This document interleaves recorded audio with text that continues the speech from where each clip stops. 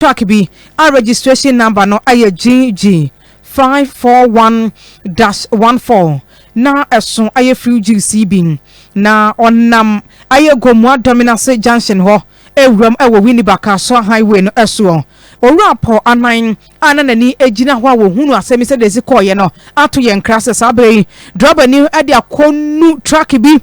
na esi kwan no ho asai enefo miensa ni 3 solid days na esi wasai omofa road sign bi amfa nsi ho ema obi hu se bia wo ba kai truck yes we asai anasensa ye and to cargo truck no eba no driver ni no anhu se sa truck tenten enu susu won asai ena wodi akonumu na atoyemu ho ano cargo truck no a driver ni no ono oso free juice no okokoma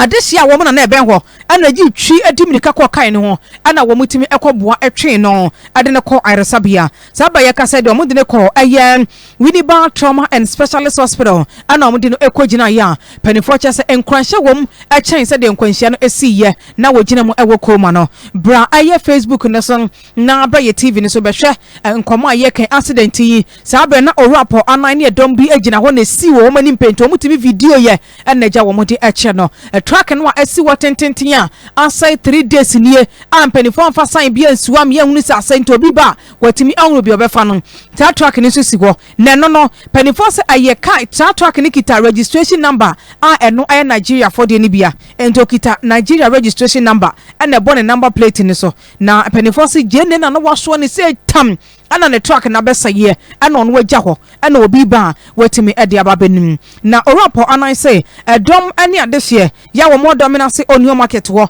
ana omu dimirika ba ye omu timbe boa ye e ma cargo truck na won de no wo so fruit juice no omo yi driver ni de ne ko ama de wo so omu tim ye de boa no wo mo atumi aye wo bre kwa woni ye edi enkomo no oni angel kase ma ne boni aye odehye kwaku asiedi ne kasa ye na mo orapo anan na boni be kasa wo ye eye witness a wo hu se de enkwahia no esiye